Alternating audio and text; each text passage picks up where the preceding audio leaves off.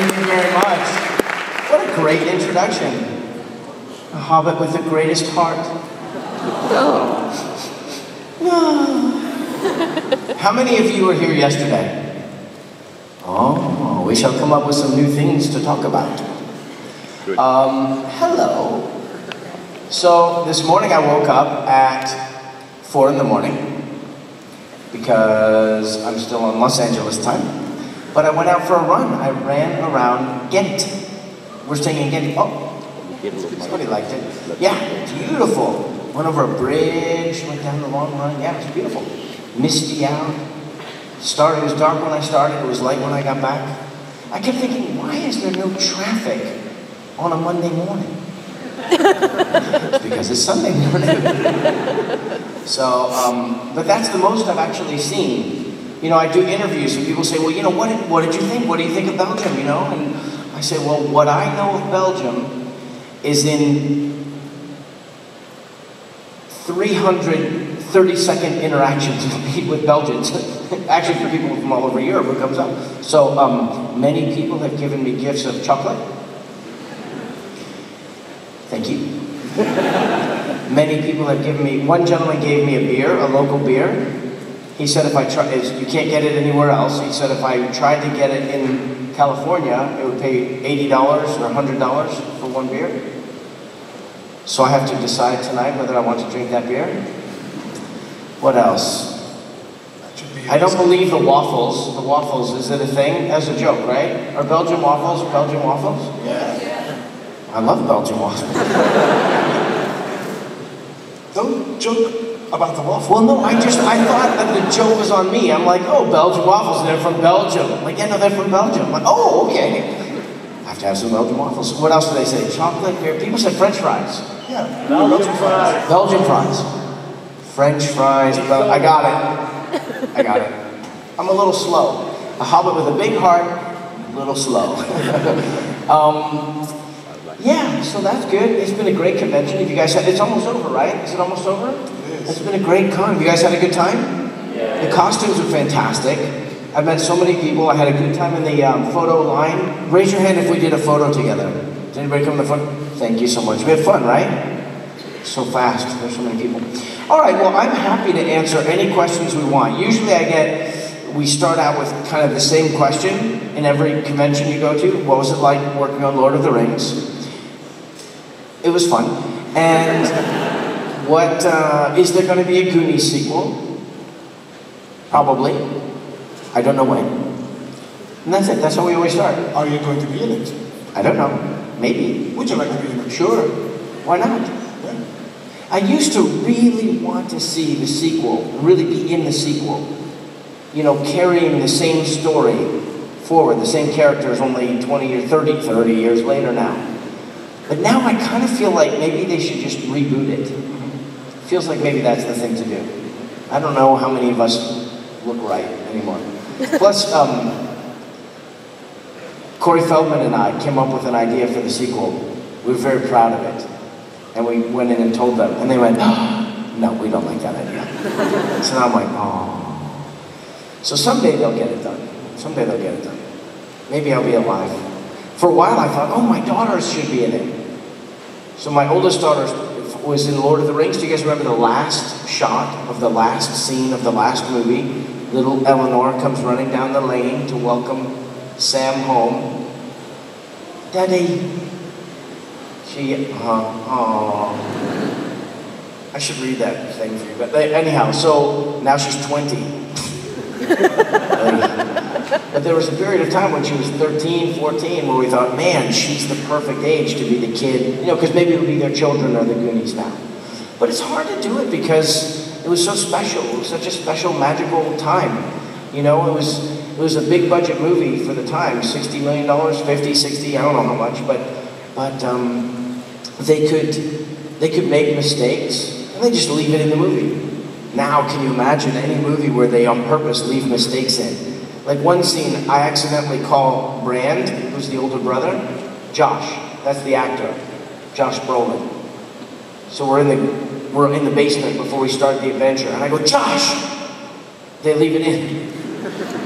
They leave in the octopus. Oh, the octopus was very scary. There's no octopus, it was cut out. They leave so they make mistakes, they don't care. They just, I think they were smoking pot the whole time they were editing. But anyhow, yeah, so someday when I'm off. Okay, questions, let's do questions. Well, if Sam was the one with the ring in the Mountain of Doom, what would he have done, do you think? Well, he gave it back. He's the one ring bearer who handed it back without question. He gave it back to Frodo. Oh, and then when we were filming the scene, they wanted me in different takes, you know, and then one take they said, well, maybe you should hesitate, like you don't want to give it back. I said, no. I don't want to do that. They're like, well, just to give us options. And you know, whenever you do something, for all of you actors out there, when the director says, well, just try it this way, that's what they're going to use. Just so you know. So you have to decide between giving the director what they want, which is your job, and being willing to live with the results for the rest of your life. So it's a difficult choice. But anyhow, so they play it with the music, and Sam has a look in his face. What I'm thinking is, I don't know if I should obey Frodo, because it looks like he's gone, you know? That's what I'm thinking. But maybe you're thinking, oh, Sam kind of wants to keep it. It's up to the audience. But anyhow, Sam gives it up. He's true. And because he carried it, I only learned these things like 15 years later. I didn't know that when we were filming it, but Sam gets to go to the Grey Havens. Did you know that? Everybody knew that. Okay, I didn't know that. Where were you when I needed you? We're in New Zealand in 1999. Hold on, I'm calling Belgium to find out what I need to know. But yeah, so he gets to go after the end of his life, after he's mayor of Hobbiton for 14 terms or something like that, and he's got 15 Hobbit children. Wow. So one girl comes up to me yesterday. Are you here? The lady who came up to me yesterday? Are you here? No? She said, so Sam was in love with Frodo, right? And I said, yeah. I said, but once Frodo went to the Grey Havens, he did get with Rosie Cotton. They had 15 children. She said, hey, he's compensating. I said, yeah. Because Sir Ian McKellen, we were in New Zealand, and he told Frodo, he told Elijah and me, come here. So we went with him, and he took us to a computer. Now, computers weren't like, I mean, the computers have come so far in a decade. In 15 years, I mean, even just email, you know, it was Napster back then. There were still record stores. I mean, in 15 years, kids now who weren't born then have no idea that the word app was only invented 10 years ago. You know, like nobody knew what an app was. So, but he brings us in and he pulls up the internet. I don't even know what it was. It must have been like AOL. You've got mail. You've got mail. So he pulls it up and it's fan fiction. And Sam cradles Frodo in his arms and looks longingly into his eyes and caresses his soft, pale cheeks, and it goes on. And we're reading it. It's like, oh, that's so good. Oh, like, oh. And he's like, that's what they're writing. That's what they're writing. So I had to make that girl happy yesterday. Give her a little something, something. You know, that's all good. How do you decide to go, how do you sign on to this production, knowing that you would be out there for so many months, years? I didn't understand what I was getting into. I knew I wanted to be a part of it, and Peter Jackson, in my audition, said, you know, so it's 18 months in New Zealand. I said, you won't have to ask me twice. Well, a year and a half later, I've been in New Zealand. Actually, you know, most movies take 4 months, 3-4 months, big movies. If they're really big effects movies, maybe they take 5 or 6 months, but no more. Well, we were doing all 3 movies together, so it was 18 months. So your internal body clock, you know, has its own rhythm. And at about 3.5 months, I started getting ready to go home. Because that's what usually happens. Well, we weren't going home. And then I started to get this sinking feeling, like, oh my God, what if it never ends? It just keeps going and going. And about 14, 15 months into it, I remember being alone in the makeup bus. It was a truck. You know, and they empty it out and they put mirrors for the different, you know, 4 hobbits and then wizard. The wizard was in his own room. He had a door. And whenever Elijah would start playing the music too loud, the wizard would close the door. The hobbits are listening to music at 4 in the morning again. So I just remember looking in the mirror and thinking, what if I can't keep going? Like, this is too hard. This is too hard. I was fat and carrying that stupid backpack every day. It wasn't ergonomic. It was not a contemporary Eddie Bauer or, you know, some sort of outward bound. No, it was a bag. Like, cinch it down. I mean, you look at the costumes that people wear here, they're way more sophisticated than what we were wearing. You know? I remember for 18 months, Simon, who worked in the prop department, he was trying to come up with different things, like put a little pipe in the back or do something, or maybe try and make the straps a little bit more, because I would get these cuts in my neck every day from carrying that stupid backpack. You know, and you got the pots and pans, and they say, okay, look for Frodo, and the pot, bang, hits you in the face. You know, you know, and your feet hurt all the time. My feet hurt, and it's just miserable. And I looked in and I thought, you know, there's no quitting. You can't say, listen, I've had enough. Because what are they going to do, reshoot your whole part? I always wondered, what happens if one of us gets hit by a bus? What would they do? I don't even know what they would do. I don't know what they would do. So that's when you realize that, and I had like a panic attack. I feel my heart racing. I thought I was having a heart attack. My palms were sweating, and I look in the mirror, and I just thought, you know, I'm gonna die. So I got out a magic marker, and on my mirror, in permanent ink, I drew a line all the way to the top of the mirror, because our mirrors were our stations, and everybody would have pictures. Like Orlando Bloom, he couldn't even see the mirror anymore. He had pictures of all the guys, and everywhere he'd go, and drawings and newspapers and everything else. It was cool. Everybody's station was like a representation of their personality. And mine, you know, I had some nice pictures of my wife and my daughter, very formal. It was the boring hobbit. But this one time, I remember I was in the dark, and I drew a line like this, and I started making little boxes all the way around. And then I numbered it: 1, 2, 3, 4, 5, 6, 57, 50, 60, 120, 140, 150, 160. Days left. And at the end of every day, they would finally get the hair off, and your ears off, and the glue. They get the alcohol to get the glue dry, picking and picking every day, picking, and they get your scalp with the thing, and then take the feet off, and that takes 40 minutes. You know, and you know you're just going to be back there in 8 hours to put it back on again. You know, and you're just like, you have to be zen, and you have to breathe through it. You know. But at the end of every day when we finish, I would stand up and I would take a pen,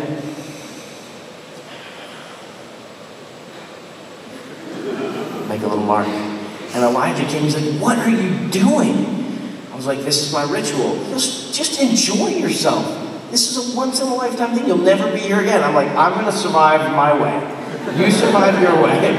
Okay? This is how because, like, I started noticing, like, the feet cost $1,000. For a pair of feet, and you can only wear them once. So, and we filmed 100 days. What's that? $100,000 in feet for one hobbit? So I would notice we'd get dressed, you know, we get our hobbit feet on, and the hair and the ears and the costume and the backpack, and get everything going. And then you would go out and film, and I would watch, you know. I've been making a lot of movies. I know what to look at. You know, okay, so close up on your face. You know? Now the hobbits were supposed to be little. So the camera was, you know, you wouldn't see the whole body sometimes. You just see this part, and then you have like a big guy behind you. Or they put the image of whatever, an elf behind you. So the feet were not on camera. I counted. It became my own little game. 50 times. We put the feet on at 4 in the morning, and they were not on camera. 50,000 wasted dollars. Just me.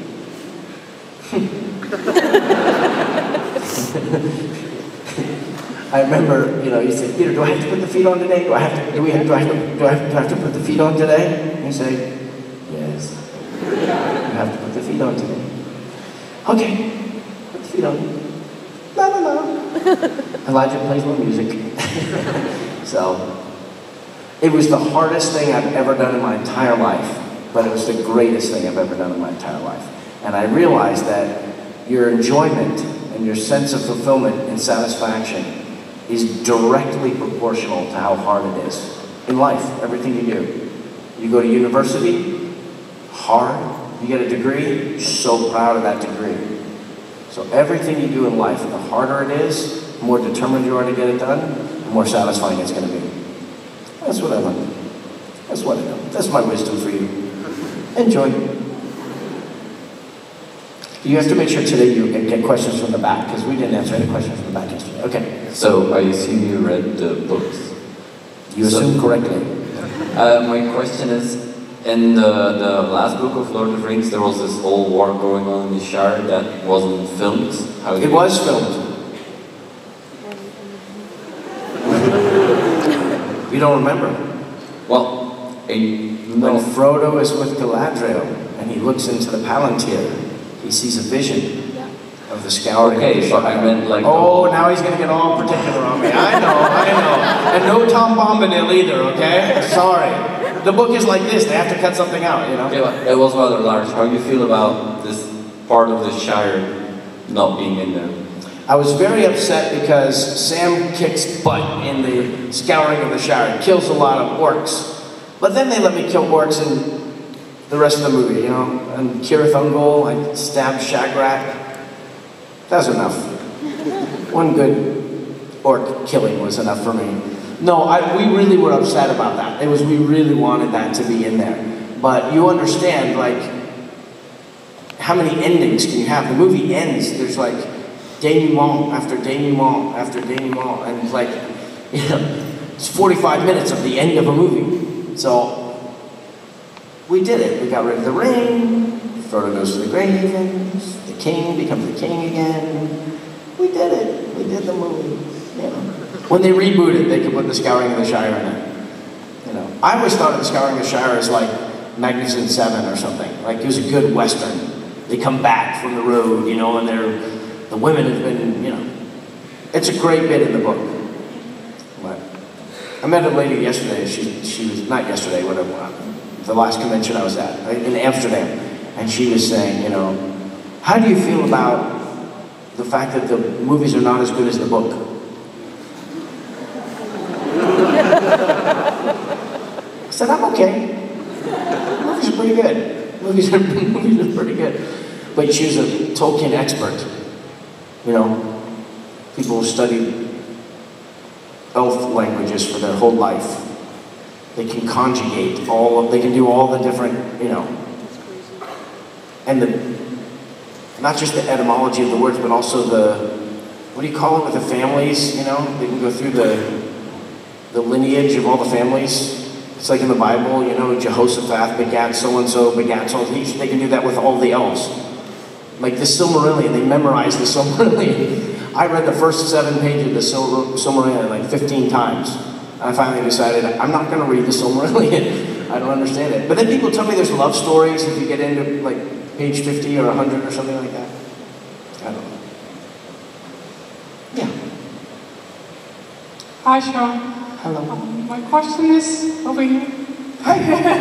I know you. You were in the pictures. Did I meet you over there? I've seen you already today, but not yesterday. I remember. Okay.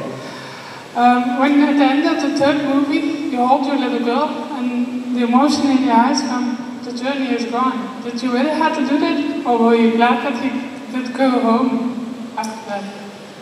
Well, we filmed that maybe 5 months into shooting.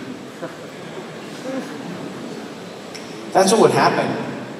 There was one thing when we went to Queenstown, and we were supposed to be filming the end of the first movie, but there was a flood, a 100-year flood came to Queenstown, and it wiped out the city. We'd have to get into the hotel climbing up a ladder and go in, because the lobby was flooded with water.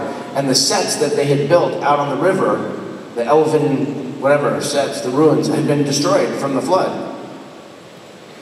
So we had all come down to, 30 actors and a whole 80 people on the crew, 100 people on the crew, and dozens of trucks, and all the sets, and all the costumes and props, and all the special effects, makeup, and it was massive production to get it all down there. What are you gonna do? It's like, what are they gonna do? So they rented a squash court, a tennis court, at a motel. I can just picture the conversation, can I see the manager, please? Hi, yeah, we see you have a tennis court. Can we rent that for 2 years? What? 2 years, we'll pay cash up front. Thanks very much. And they sign a little thing, and they say, okay, build Mordor on the tennis court. So they go in there and they start building the walls and the painting, everything like that. And we're just waiting. Elijah and I are playing video games. And they come and they say, okay, we're gonna do scene, whatever, 3692 or something like that. And you're like, no, you mean 362. No, 3692. We're like, that's the end of the third movie. Well, we've been talking about how we were going to be filming in order. Like, yeah, no, because of the thing, and they're going to go do the end of it. And Elijah and I are like, oh my God, we're not ready. Like, there's the whole journey. We're supposed to have the whole journey, and by the time we get to the end of a year and a half, we'll know the whole journey, and that we'll wear that on our face. We're like, nope, you got to do it tomorrow. Like, oh my God. So, first time we got in the clothes with all the rips in it, and dirt, and blood, and all this kind of stuff, and the way they do the blood, you kind of squint up your face, and they put dirt, and then they put little blood in the cracks in here, and they spray cold water, and then you look at it, and you look in the mirror, and you're like, wow, I look like I've been through hell. I just gotta act like I look, and I'm gonna be fine. So we go out there, and then they were starting to film the scene where Gollum puts lembas breadcrumbs on Sam, and he blames him for eating all the lembas bread, and turns Frodo against him. He's poisoned you against me. So they film my close-up. And it's terrifying. Now we've read the books. Now okay, my God, there are these epic stories, and now we're doing the climax or the epic story, and you're like, and we're on a tennis court, what are you doing? So we do it, and I think I do it all right, I get very upset and crying, and like that. And they say, oh, we fixed the sets out on the river so they can go film that scene. And you're like, are we gonna finish this scene? Well, we're coming back next spring, and we'll finish filming this scene next spring. Peter says, yeah, we'll be right here. He said, we'll have a clamshell, kind of like now everybody's got video players on their phones, but it was kind of a bulky version of looking at your phone. And sure enough, like 6 months later, 8 months, 10 months later, whatever it was, after we filmed all over the North Island and all over the South Island and back up to Wellington and the North Island, and then we're back in Queenstown. And you look at the call sheet that tells you what you're going to do the next day, and it's scene 13, whatever it is. And you think, okay, and we get there, and Peter says, oh, can I see the clamshell? And they open it up, and they show the close-up of my face. He's poisoned you against me. I say, okay, well, we're going to turn that way, and we'll look at Elijah. I'm like, well, but now I'm like so much better. I know the character so much more. Can we do it again? He was like, that looks good. So we film Elijah's side. So when you watch the movie and you see that scene, my camera, 1999. Elijah shot, 2000. 1999, 2000. 1999, 2000. So we were, I don't know how many, 3, 4, 5 something months in when we filmed Allie, my daughter, who was 3 at the time, playing Eleanor, coming down the road. Well, she had gone through hair. Her hair was so pretty, the curls, so pretty. Her dress was so pretty, and they put the feet on her. You try putting Hobbit feet on a 3-year-old and asking them to sit there for 8 hours. My kid was incredible. She was so patient. At one point, you look at her, tears are coming down her face. And she got her face like this. She's like, what's the matter? What's the matter? I don't want the feet on anymore. Okay, we'll get them up. No, it's okay. So sad. So then we get out there to do it, And she comes running up to me, and she has one line, "Daddy," right? One line. Well, my mother's a famous actress. I'm a second-generation actor. Now, passing the torch to the third generation. Hopefully she won't mess up on this $300 million movie. So she comes running down, and she jumps up, and she's laughing. I'm like, stop laughing. She's like giggling, like, hey, listen to me. You're happy to see me, but you're not giggling like, you know what you're doing, because it's a movie. You gotta be, you gotta pretend that it's like, she's laughing, she's playing with my brooch, my own brooch. I'm like, oh my God, she's gonna ruin it. They're gonna cut her out, they're gonna replace her. And for the rest of her life, I'm gonna be like, well, you almost played Eleanor, but you wouldn't stop giggling, so they had to put, Sally in there, and Sally, she did great. Now she's got a big acting career. Don't you wish you were Sally? Why don't you stop laughing and just do your job, okay? You're 3 years old, but we're paying you good money here. A couple $100 New Zealand dollars. Let's go. Professional. So Peter Jackson comes up to her. Allie, yeah? When your dad picks you up, I want you to smile and look at him, but don't laugh, okay? She says, okay. Like, she's gonna listen to, and she did it great. She was perfect. She did exactly what he wanted. She knew I wasn't the director. She wasn't gonna listen to me. I'm like, that sucks. And that never changed. She's 20 years old now. She's at college. She's exactly the same way. She's studying drama. I just saw her in a play. I saw her in Macbeth. She was wonderful. So what do I know? So the look on my face was fear that she was going to mess up and relief that she didn't mess up. That was my, well, pretend it's in the scene, Yeah. Very, very powerful, what do you call it, remembrance? Very powerful memory to have that for her. And it's weird because she was, we only had one child. And then years later, we had our second child and our second daughter, and then our third daughter. And I remember we got it out. We got the dress out for something. And the youngest daughter was way too big for it. Because children are your markers. Their height and how they look, that's how you know that time is passing. That and your gut starts coming out. So, but it was amazing to see that, like, the little Eleanor dress wouldn't fit Bella. We're getting old. Yeah. We only have time for one more question, I'm afraid. That's impossible. We just got here. I keep talking. Which is lovely. I could listen to you for hours. Oh. It's true. But we don't have hours, I'm afraid. We'll have to... They came all this way. Yeah. 45 minutes already? I know. You're kidding. Yeah. I've been standing here for 45 minutes talking? No, 45. Today's a bit shorter because the day is shorter. What a rip-off. I would add... Okay, go ahead. I have a good question. A non-Lord of the Rings question. Okay. One of my favorite performances by you, next to Samwise Gamgee, is playing the gay best friend in the movie Stay Cool. And I was just wondering how you decided to take on that role. They wanted me for it. They wanted me. They called and asked me to come in, and I went and met with them, and they're like, we want you to play it, and we'll bleach your hair blonde, and oh, he's so gorgeous.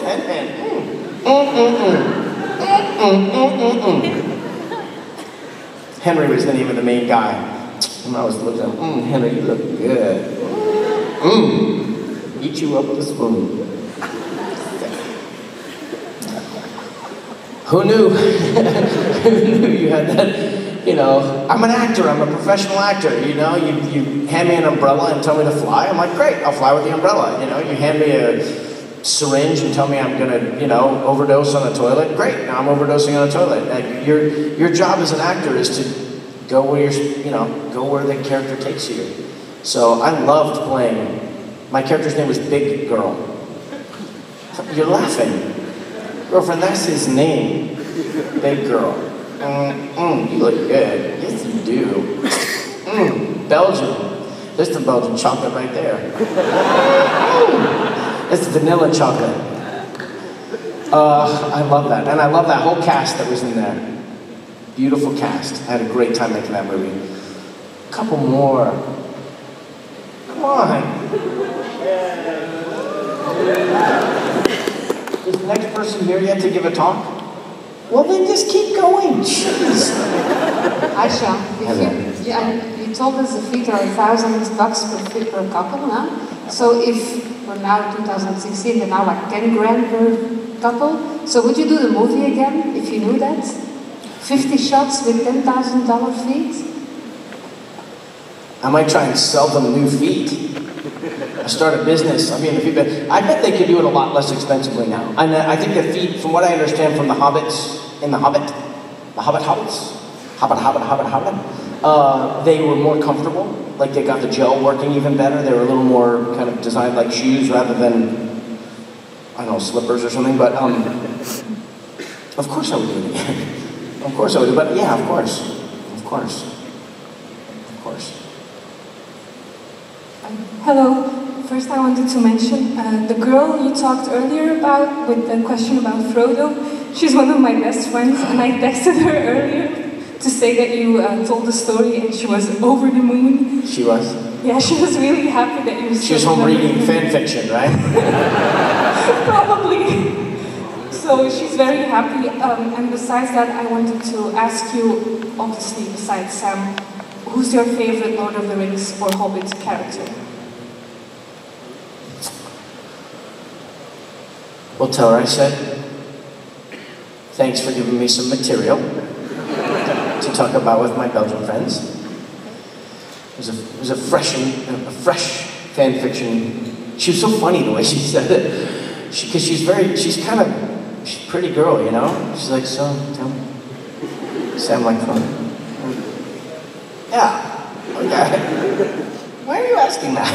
Like, what's it to you? Anyhow, Treebeard, I always say I love Treebeard. Treebeard reminds me of my father. Well, we can talk for a while. Well, whether shall we go to war? Let's talk about war. If wars get, like, they take forever to think about stuff, and then right now the whole war's going on, and they're just thinking about it. And I love that they come to life to defend themselves, like, you know, global warming is happening, climate change is happening, the world is changing, human beings are clearly, scientists, anthropologists have put us in the new age. Now we're in the age of man, from a what do they call it? What's the word? Not geographical, what's the word? Anthropologic? No, I can't remember the word. Whatever the science is that has to do with this, human beings are affecting the earth. We're mining minerals, we're pulling out oil, we're moving, we're changing mountains and we're making tunnels, and like we're affecting the earth. All you have to do is fly anywhere and you can see it. So the fact that Lord of the Rings was an environmentalism, it was a activism. It was a artistic expression of environmental activism. And the fact that the trees are warriors, and when they're being cut down for no reason, they come back and defend themselves. I always thought that was badass. Yeah. Yeah. And so we better start helping with climate change, or the trees are going to come to life and kill us. I'm just saying. Two more questions. Last two. Come on, two more. But the death has something in the back there, but short answer. Oh, she's here. Okay. Last question. I'll try to make it a quick question. If you compare, assuming you have seen The Hobbit, if you compare the Hobbit movies to the Lord of the Rings movies, what do you think of it experiencing the original start of the franchise to the development of the new one? Well, I love the Hobbit book. Loved it. You can easily read the Hobbit book. Reading Lord of the Rings, it takes, I meet these 8-year-old kids who say, well, I've read the Lord of the Rings 5 times. And you're like, you haven't been old enough to read Lord of the Rings 5 times. So, I loved it. And when the first one came out, I was a little bit, I didn't know how I felt about the tone, because it wasn't the same tone as the book. The book is a children's book. So when the Hobbit, when the dwarves are throwing the plates and singing the songs, I'm like, yeah, that's how I remember the Hobbit. But the stakes are different. In The Hobbit, it's about greed. You know, it's about greed, wanting to take stuff. And you know, they're mischievous, and to me, that's what really is at stake. And not all three movies. The movies go on and become something much different than The Hobbit. They go to the appendices, and they become their own adventure that I enjoyed, but I didn't follow it from the books. So, but the idea is that the dragon is protecting the treasure, and they, you know, I mean, I guess the dwarves and their home, reclaiming their homeland, but that didn't really land with me. Lord of the Rings is about good and evil. It's about right and wrong. I mean, you can't possibly get bigger stakes than what's going on in Lord of the Rings. So, for my money, I think that I enjoy the characterization, I enjoy the dialogue, the great speeches. It's like the great tales, Mr. Frodo, the ones that really matter. Folk of those stories had lots of chances of turning back, only they didn't. They kept going because they were holding on to something. This is like great shit. Pardon my French. Pardon my Dutch. No, pardon my... Everybody speaks so many languages here. I speak 2 languages. Anyhow, so I think there are great comparisons to be made. I really appreciate that they wanted thematically, stylistically for them to be one thing. But, you know, I think I just like the language that's in Lord of the Rings. I really, really love the language.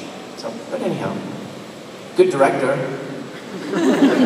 Everybody, thank you so much for welcoming me to Belgium. I've had a great time, and you're all beautiful.